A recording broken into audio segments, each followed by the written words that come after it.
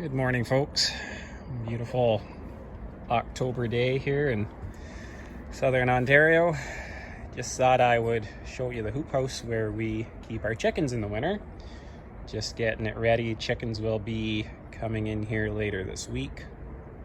So historically, we would put the chickens in here in the winter, bed it pretty good to keep them clean, and they lay really well in here. It stays somewhat warm. It's just a single layer of plastic.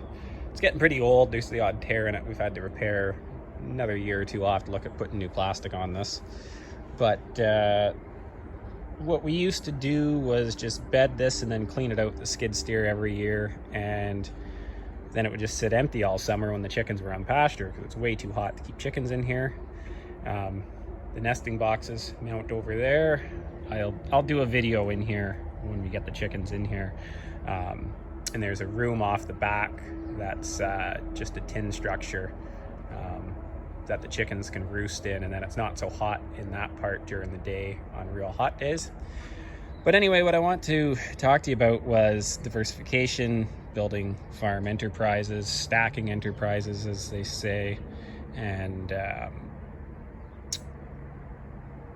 yeah, diversifying and stacking farm enterprises and utilizing the infrastructure and overheads that you already have. So in this case, this was overheads that the chickens are paying for or have paid for, and we're depreciating it over the years that it'll stay standing, and the egg production that we can get out of it in the winter months, and in the summer months it was sitting there empty.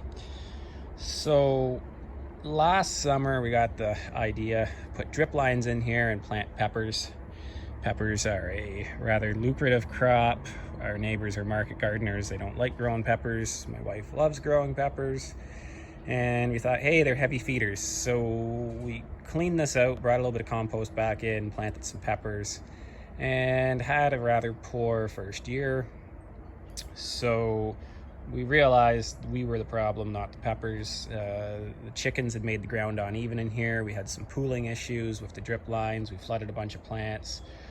All in all, the year was a write-off, but we saw where we could improve. So last winter, we kept bedding with sawdust, peat moss, not sawdust, but wood shavings, peat moss, straw, even hauling in a few wheelbarrow loads of fresh cow manure from the cows because the chickens love scratching through it. And about once a week, I'd run through it with a rototiller. And about once a month, I'd come in with a pitchfork and really work it up good and deep. Wouldn't take that long. And created a somewhat okay compost. And then came in here this spring, made sure the ground was level, or so we thought, put the drip lines in, and put the pepper plants in.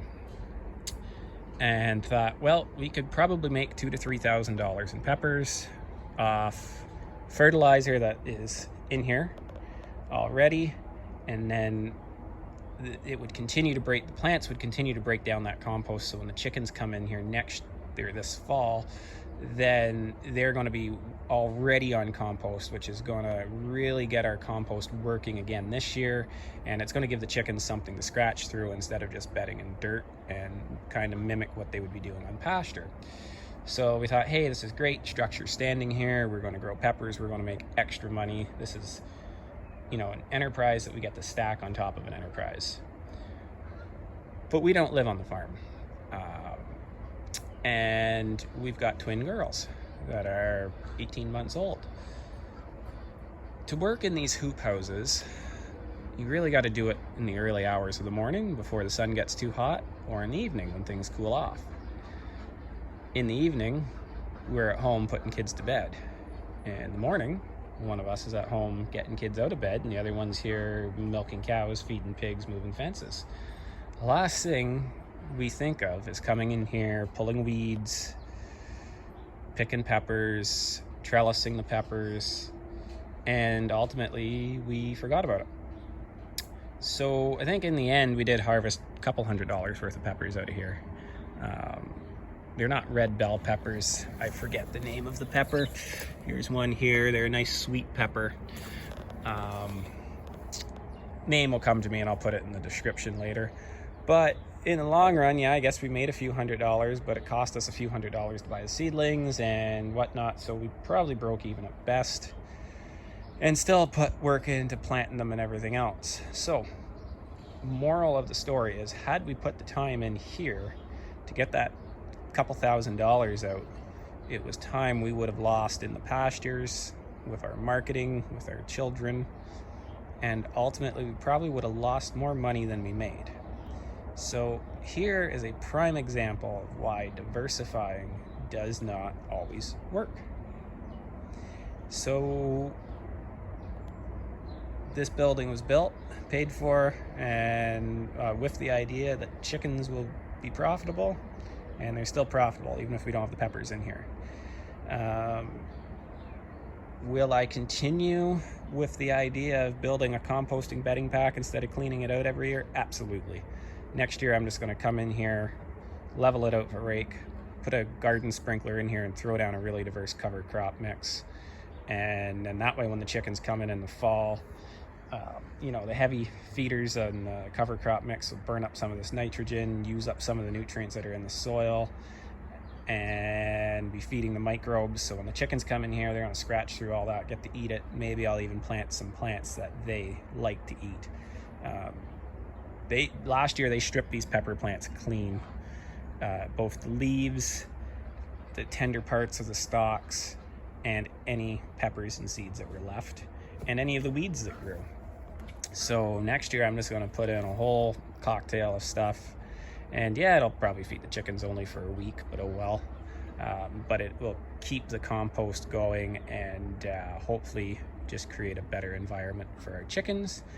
But unfortunately, utilizing this as market gardening was a complete failure, and it just came down to strictly a time management issue. So you might have the infrastructure, you might have the market, but if you don't have the time, it's not going to work. And if you make the time, you can't make time. You're taking time from another enterprise that needs the time. So your resources only go so far. So anyway, just thought I would share that little tidbit of information with you, and if you have any thoughts or comments on it, just go from there. Just put them in the comment section, and we can go from there. Anyway, thanks a lot and have a great day, folks.